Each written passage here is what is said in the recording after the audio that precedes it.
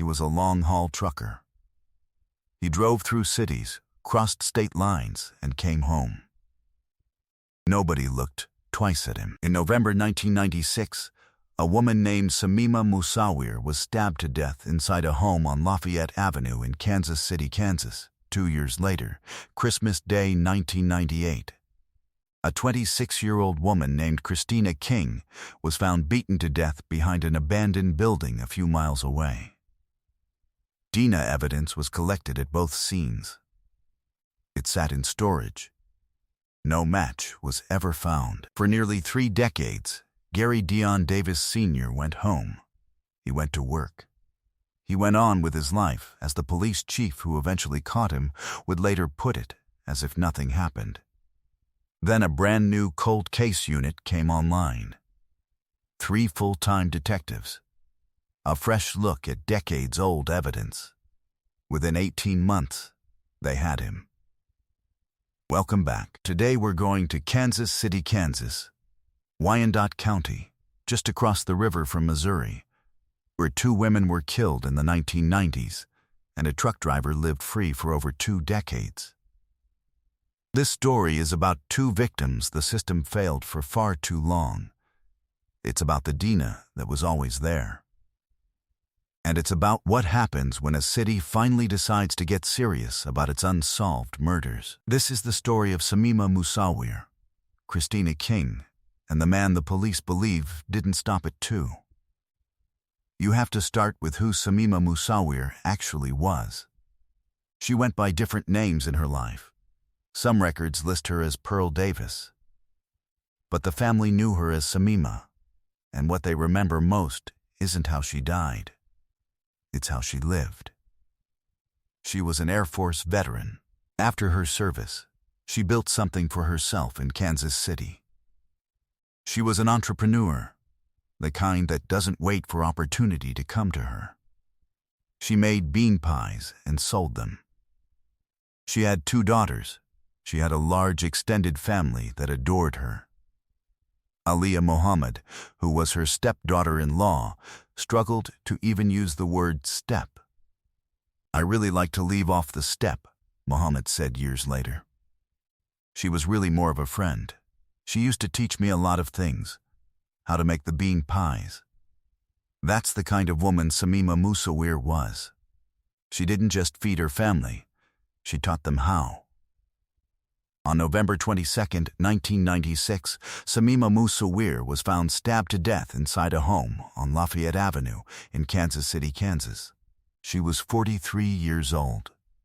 Her granddaughter, Shia Zachary, was 16 at the time. It was scary as a kid, knowing that she got killed like that, and nobody knows who did it, Zachary said decades later.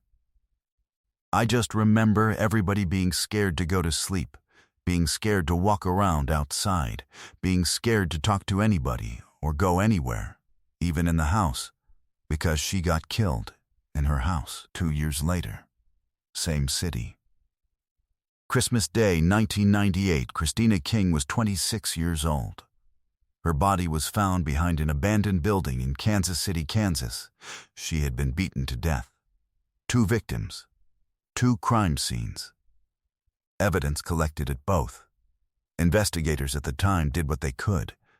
DNA samples from both scenes were sent to the Kansas Bureau of Investigation in Topeka for testing. In both cases, results came back with the same answer: no match in the database. The DNA profile was real. It belonged to someone, but that someone wasn't in the system. Without a name to attach to the evidence, both cases went cold. Police believed and would later confirm that the 2 women almost certainly did not know their killer. This was not domestic violence, not a dispute, not someone with a personal grievance. This was a stranger. A man who moved through the city, took what he wanted, and left nothing behind except DNA that no database could place. 25 years is a long time to wait for a phone call that never comes. For Samima Musawir's family, those years were not quiet. The grief didn't fade. The fear that had settled into the household the night of her murder, that looking over your shoulder feeling that Shia Zachary described, never fully went away. Nobody knows who did it becomes its own kind of torment. There's no closure to work toward, no trial to attend, no face to put to the crime. Just the open wound of an unsolved case and the slowly dimming hope that someone, somewhere, would pick up the file again. For Christina King's family, the same silence. The Kansas City, Kansas Police Department had no shortage of unsolved homicides. Chief Carl Oakman, who would eventually launch the unit that cracked these cases, would later say the department had significant numbers of unsolved murders going back 5 to 6 decades. 2 women killed in the 1990s were not the oldest or the most prominent. They were 2 of many cases waiting for attention that never quite arrived. Meanwhile, Gary Dion Davis Sr., the man who police would eventually charge with both murders, went to work, came home, and by all appearances lived an ordinary life. He drove trucks. He was a local Kansas City man. He was unremarkable. He was right there. In January 2022, a new police chief named Carl Oakman took the helm at the Kansas City, Kansas Police Department. One of his first moves was to launch a dedicated cold case unit. 3 full-time detectives, a fresh mandate, a stack of cases nobody had looked at properly in years. Oakman was blunt about what he believed. Technology had advanced, and the department had untested evidence sitting in storage. The cases weren't unsolvable. They were just unworked. So, it may not be today. It may not be tomorrow. In fact, it may not be this year. But there's gonna be a time, Oakman told reporters. You may be in a drive-through line. You may be at the grocery store. We're gonna eventually get you. Within the first year and a half of operation, the cold case unit had identified suspects in 11 separate homicide cases. The Mosawir and King cases were among them. Detectives revisited the original Dina evidence from both 1996 and 1998. They sent it for retesting.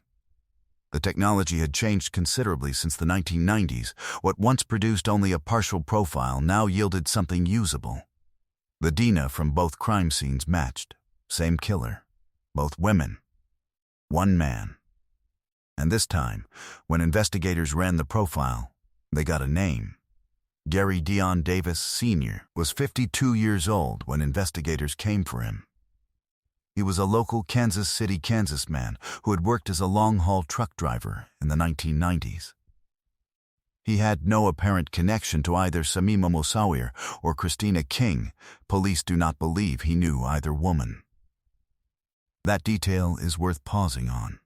This was not someone with a grudge, not a former partner, not someone the family knew. This was a stranger who killed 2 women over 2 years, and then, as far as anyone could tell, kept driving. On September 15, 2023, investigators asked Davis to come in and talk.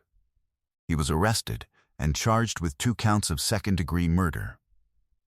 When Police Chief Oakman addressed the press, he did not mince words about what he believed they'd found.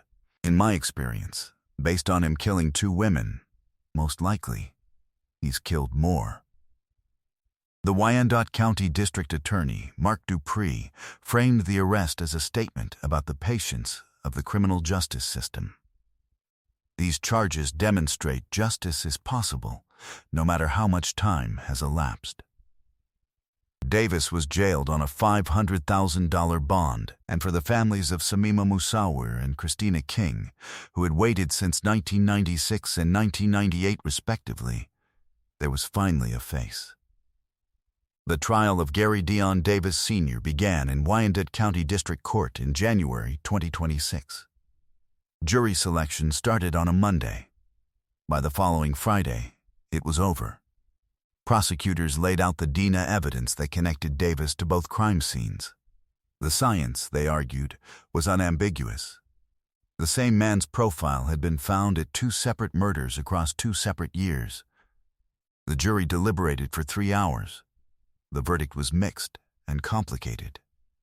On the count of second-degree murder for the death of Samima Musawir, guilty. On the count of second-degree murder for the death of Christina King, not guilty. For the Musawir family, who had spent the entire trial in the courtroom wearing buttons with Samima's face on them, the conviction was what they had waited 30 years for. But the acquittal in Christina King's case was its own kind of grief. A reminder that even after all this time, the system doesn't always deliver a clean answer.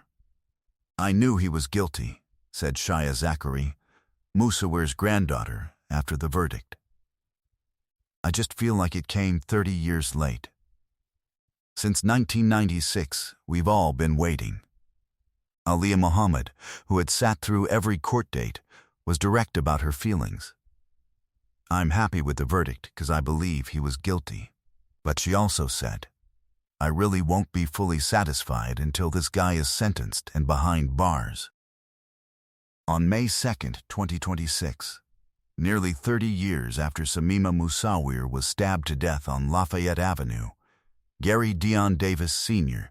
was sentenced to life in prison in the Kansas Department of Corrections. The sentence carried the possibility of parole in 10 years. For Aliyah Muhammad, who had described Samima as a friend who taught her how to make bean pies, the sentence was a step towards something she could barely name after 3 decades of waiting. We can feel safer. We can feel that we'll receive justice for Samima Musawir. Shaya Zachary, who was 16 when her grandmother was murdered, who grew up in a household afraid to sleep, said the legal process still wasn't fully over. We're told he has a right to appeal, so that starts it back over. So in my mind, when is the end of this? It's a fair question, and there's no clean answer to it. What is certain is that Gary Dion Davis Sr. is in a Kansas state prison, and the detective unit that found him did so in fewer than 2 years of operation. There is one line from Police Chief Oakman's press conference that hasn't left me since I first heard it. "In my experience, based on him killing 2 women, most likely he's killed more. That's not speculation for its own sake. That's a trained investigator looking at a pattern, a stranger who killed twice in a 2-year window, left no witnesses, and showed no signs of stopping and reaching a professional conclusion." Gary Dion Davis Sr.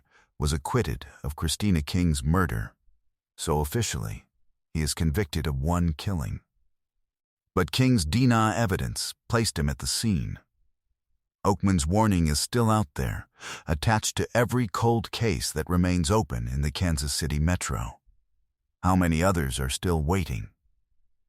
The Kansas City, Kansas Cold Case Unit opened in January 2022. By the fall of 2023, they had publicly cleared 11 homicide cases. Samima Musawir's case was one of them. The unit didn't exist for 2 years before it solved a double murder from the 1990s and put a man away for life. That's not a small thing. That's what happens when a department decides its old cases deserve the same resources as its new ones. Samima Musawir was an Air Force veteran. She was an entrepreneur. She made bean pies. She had daughters. She had a granddaughter who sat in a Wyandotte County courtroom 30 years later and watched a jury convict the man who killed her. Christina King was 26 years old. She was found behind an abandoned building on Christmas Day. Her family waited. The verdict for her killer did not come. Both women deserved better, from the beginning and for the decades that followed. The Kansas City, Kansas Cold Case Unit is still working. If you have information about any unsolved homicide in that area, you can call the department or submit a tip to Crime Stoppers at 816-474-TIPS. Subscribe if you're new here, new episodes every. Drop a comment if you have thoughts on this case. I read every one. And as always, the names deserve to be remembered. Samima Musawir, Christina King. Kansas City, Kansas, 1996 and 1998.